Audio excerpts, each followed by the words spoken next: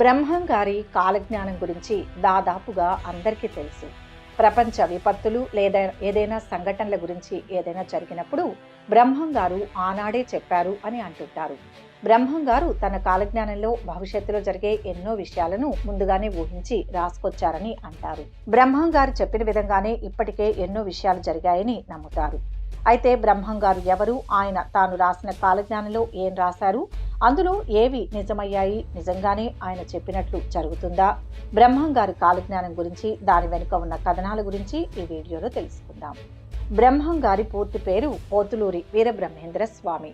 విశ్వబ్రాహ్మణ దంపతులైన పరిపూర్ణాచార్యులు ప్రకృతాంబలకు 1608లో కాశీ పట్టణంలో జన్మించారు వీరబ్రహ్మేంద్ర స్వామి. కర్ణాటకలోని స్కందగిరి పర్వత సానువులో ఉన్న పాపాగ్ని పీఠ అధిపతులు వీర భోజయాచార్య, వీర పాపమాంబల వద్ద పోతులూరి పెరిగారు. 17వ శతాబ్దంలో కాలజ్ఞాన తత్వాలను బోధించిన యోగి, హేతువాది, అలాగే సంఘ సంస్కర్త. ఈయన్ను అందరూ దైవ స్వరూపుడిగా భావిస్తారు. ఆంధ్రప్రదేశ్లోని కడప జిల్లాలోని కందిమల్లాయపల్లి అనే ఊరిలో చాలా కాలం పాటు పోతులూరి నివాసం ఉన్నారు. బ్రహ్మం గారు కర్నూలు జిల్లా బనగానపల్లి మండలంలో గరిమిరెడ్డి అచ్చమ్మ ఇంట్లో పశువుల కాపరిగా ఉంటూ రవ్వలకొండలో కాలజ్ఞానం రాశారు. రవ్వలకొండ బనగానపల్లెకు 1.5 కిలోమీటర్ల దూరంలో ఒక కొండపైన ఉంది. ఈ కొండ గుహలలో కూర్చొని బ్రహ్మం గారు కాలజ్ఞానం రాశారు కనుకే ఈ కొండలను బ్రహ్మం గారి కొండలు అని పిలుస్తారు. ఈయన దేశాటన చేసి కాలజ్ఞానం రాశారని అంటారు. భవిష్యత్తులో జరిగే అనేక సంఘటనలను, విషయాలను ముందుగానే రాసి తాళపత్ర గ్రంథాలలో భద్రపరిచారని అంటారు. ఆ తర్వాత సజీవ సమాధి అయ్యారు. అయితే బ్రహ్మం గారు భవిష్యత్తులో జరిగే విషయాలపై కాలజ్ఞానాన్ని రచించారు. అందులోని చాలా విషయాలు నిజమయ్యాయి కూడా. పోతులూరి వీరబ్రహ్మేంద్ర స్వామి జీవితంలో ఎన్నో మహిమలు ప్రదర్శించినట్లు చెబుతారు. అయితే ఈ మహిమలు నిజంగా జరిగాయా లేదా అనే విషయం పక్కన పెడితే ఆయన చెప్పిన కాలజ్ఞానం మాత్రం ఎక్కువగా హిందువులు నమ్ముతారు. హిందూ పురాణాలలో ఏమని ఉంటుందంటే భూత, భవిష్యత్, వర్తమాన కాలాలు కాలుని అధీనంలోనే ఉంటాయి అని ఉంటుంది. అంటే సృష్టి మొత్తం కాలం అధీనంలోనే ఉంటుందని అర్థం. వాటిని కేవలం మహాజ్ఞానులు, యోగులు మాత్రమే వీటి గురించి తెలుసుకునే జ్ఞానం ఉంటుంది అంటారు. అటువంటి యోగి శ్రీ వీరబ్రహ్మేంద్ర స్వామి. అందువల్ల ఆయన చెప్పిన కాలజ్ఞానం ఇప్పటికీ నమ్ముతారు హిందువులు. అసలు కాలజ్ఞానం అంటే ఏంటో ఇప్పుడు తెలుసుకుందాం. కాలజ్ఞానం అంటే భవిష్యత్తులో జరిగేది ఊహించి చెప్పడం. మన యోగులకు, ఋషులకు సాధ్యమైన విషయమే అని పురాణాలు చూస్తే తెలుస్తోంది. అయితే పురాణాల విషయం పక్కన పెడితే భవిష్యత్తు గురించి జరగబోయే విషయాలను చెప్పిన వ్యక్తుల్లో ప్రపంచానికి తెలిసిన వ్యక్తి నాస్ట్రోడామస్. ఆ తర్వాత తెలుగు వారికి ఎక్కువగా తెలిసింది వీరబ్రహ్మేంద్ర స్వామి. కాలజ్ఞానం ఒక విధంగా జ్యోతిష్యం లాంటిదనే చెప్పుకోవచ్చు. జ్యోతిష్యం గ్రహగతుల ఆధారంగా కొందరు వ్యక్తుల జీవితంలో భవిష్యత్తులో జరగబోయే సంగతులను వివరించి చెప్పేది. ఈ జ్యోతిష్యంలోనూ అనేక పద్ధతులు ఉన్నాయి. నాడీ జ్యోస్యం, హస్త సాముద్రికం లాంటివి. అయితే కాలజ్ఞానం జ్యోతిష్యానికి చాలా భిన్నంగా ఉంటుంది. ఇది ఒక దేశ, ప్రపంచ పోకడల గురించి చెప్తుంది. అంటే భవిష్యత్తులో సాంకేతికంగా వచ్చే మార్పులు, ప్రకృతి వైపరీత్యాలు, దేశానికి ఏర్పడే ముప్పులు, పెను విపత్తులు, ప్రముఖ వ్యక్తుల పుట్టుక, వారి జీవనం, ఇలాంటి సంగతులెన్నో ఇందులో వివరిస్తూ ఉంటారు. వీరబ్రహ్మేంద్ర స్వామి చెప్పిన వారి జోస్యాలలో చాలా వరకు సూటిగా చెప్పి ఉండవు. అలా అని ఆయన ఏదో ఊహించి తనకు తోచింది ఏదో రాశారని అనుకోవడానికి లేదు. అసలు కాలజ్ఞానాన్ని ఎందుకు రాశారు అనే దారి గురించి ఆలోచించాలి. అసలు కాలజ్ఞానంలో బ్రహ్మం గారు ఏం రాశారు, అందులో ఏం జరిగాయో ఒక్కసారి తెలుసుకునే ప్రయత్నం చేద్దాం. కాశీపట్నంలోని దేవాలయం వెళ్లాలంటే 40 రోజులు పాడుపడుతుందని భవిష్యవాణికి చెప్పారు పోతులూరి వీరబ్రహ్మేంద్ర స్వామి. అది ఎలా నిజమైందో ఒకసారి చూస్తే 1910-12 మధ్యలో గంగానదికి బాగా వరదలు వచ్చాయి. ఆ సమయంలో అక్కడ కలరా వ్యాపించింది. దీనివల్ల ఆ సమయంలో కాశీ పుణ్యక్షేత్రం సందర్శించేందుకు భక్తులెవరూ వెళ్లలేదు. వరదలు తగ్గి మళ్లీ కాశీ వెళ్లడానికి 40 రోజుల సమయం పట్టిందట. బ్రహ్మం గారు చెప్పిన వాటిని ఇలా అన్వయించుకున్నారు. ఒక అంబ 16 సంవత్సరాలు రాజ్యమేలుతుందని కాలజ్ఞానంలో చెప్పినట్లు ఉంది.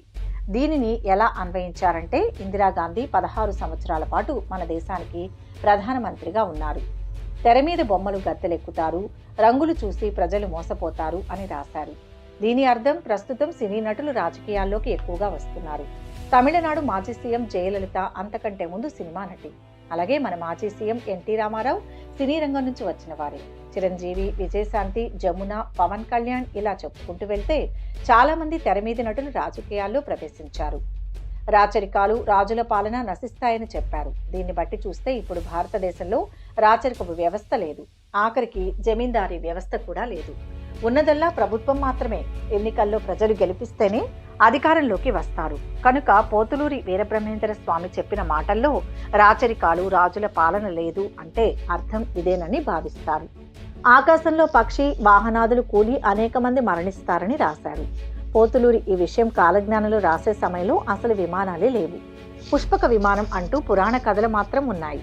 ప్రస్తుతం అప్పుడప్పుడు విమాన ప్రమాదాలు జరుగుతున్నాయి. ఇందులో ఎంతో మంది చనిపోతున్నారు. సో బ్రహ్మంగారు చెప్పిన దాన్ని ఇలా అన్వయించుకుంటారు. జనసంఖ్య విపరీతంగా పెరుగుతుందని రాశారు. ఇప్పుడు ప్రస్తుతం ప్రపంచ జనాభా విపరీతంగా పెరిగింది.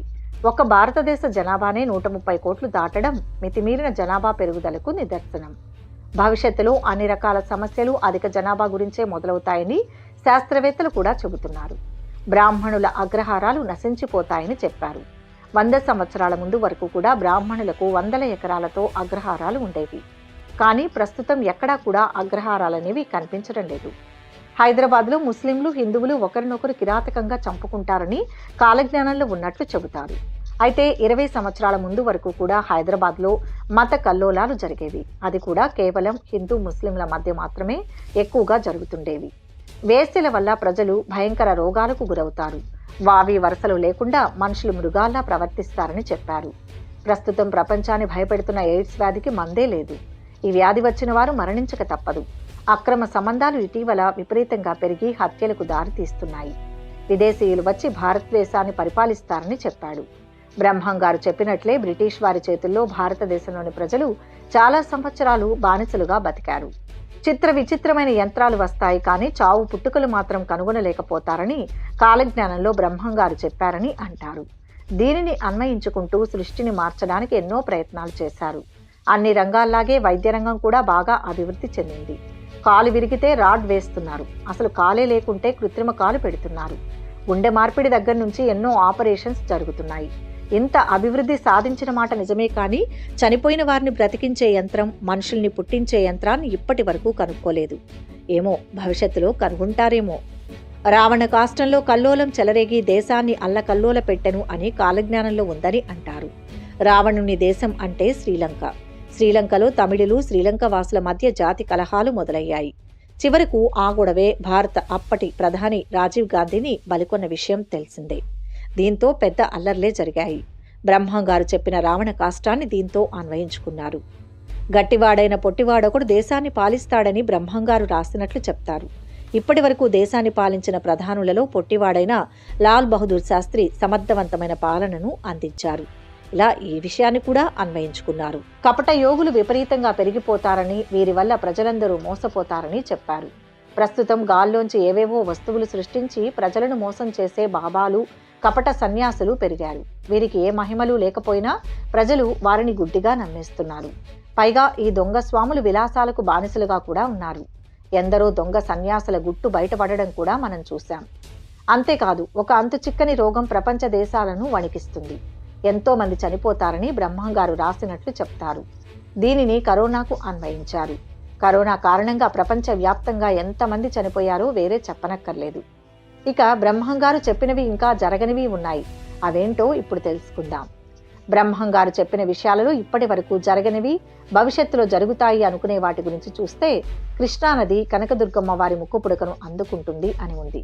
ఒకవేళ జల ప్రళయం ఏర్పడి లేదా భూకంపం వచ్చి నాగార్జున సాగర్ డ్యాం బేటలు పడి అలాంటి విపత్తే జరిగితే కృష్ణానది ఇంద్రకీలాద్రిని తాకే ప్రమాదం ఉంది. 5000 సంవత్సరాల తర్వాత కాశీలో గంగ కనిపించకుండా మాయమైపోతుందని అంటారు. దీనిపైన భిన్న వాదనలు ఉన్నాయి. చెన్నకేశవ స్వామి మహిమలు నాశనమైపోతాయని, ఇంకా కృష్ణానది మధ్య ఒక బంగారు రథం పుడుతుందని ఉంది. దాన్ని చూసిన వారికి ఆ కాంతి వల్ల కళ్ళు కనపడవని, గుడ్డివారు అవుతారని ఉందని చెప్పారు. పర్వతానికి ఒక మొసలి వస్తుంది, అది 8 రోజులు ఉండి భ్రమరామ గుడిలో దూరి మేకపోతుల అరిచి మాయమవుతుందని చెప్పాడు. బెంగళూరు కామాక్షమ్మ విగ్రహం నుంచి రక్తం కారుతుందని, వేప చెట్టు నుంచి అమృతం కారుతుందని, శ్రీశైలానికి దక్షిణంలోని కొండల మధ్య రాళ్లు దొర్లిపడి జనం చనిపోతారని ఉంది. వీరబ్రహ్మేంద్ర స్వామి చెప్పిన కొన్ని జోస్యాలు కాస్త అస్పష్టంగా ఉండడం వల్ల వీటిని అనుసరించి ఖచ్చితంగా ఏ సంఘటనలు ఎక్కడ జరుగుతాయో ఊహించడం కష్టం. ఉదాహరణకు బ్రహ్మంగారు చెప్పిన వాటిలో ఇలా ఉంది: ఆకాశాన 2 బంగారు హంసలు వచ్చి పురములందు వనములందు నదులయందు సంచరించను. ప్రజలు వానిని పట్టుటకు పోయి కన్నులు కానక గిరగిరా తిరిగి లక్షోపలక్షలుగా చచ్చేరు అని ఉంది. దీనికి స్పష్టమైన అర్థం లేదు. పేర్లు వివరాలు లేవు. బంగారు హంసలు అంటే అణుబాంబులు కావచ్చు. అణుబాంబులు పేలినప్పుడు విపరీతమైన మంటలు వస్తాయి. ఇవి పట్టుకునేందుకు ప్రయత్నిస్తే ఎవరైనా మరణించడం ఖాయం. అలా కాకుండా ఉల్కల గురించి కూడా ఇక్కడ చెప్పుకోవాలి. గతంలో ఆకాశం నుంచి భూమి మీద పడిన ఉల్కల వల్ల జీవజాతులు నశించిపోయాయి. ఉల్కలు భూకక్షలోకి ప్రవేశిస్తే ఆ రాపిడికి మంటలు వస్తాయి. దీంతో పెను ప్రమాదం జరిగే అవకాశం ఉంది. వీటిని కూడా బంగారు హంసలు అని అన్వయించుకునే అవకాశం ఉంది. అణుబాంబులు ఉల్కలు కాకుండా UAOలు అంటే అన్ఐడెంటిఫైడ్ ఆబ్జెక్ట్స్ కూడా కావచ్చు. ఇవి భవిష్యత్తులో భూమి మీదకు వస్తాయా? వీటి వల్ల ప్రజలు మరణిస్తారా? పై ప్రశ్నలకు జవాబులు మనకు దొరకడం చాలా కష్టం. సో కాలజ్ఞానంలో ఇలాంటి అంశాలు ఎన్నో ఉన్నాయని చెప్తారు.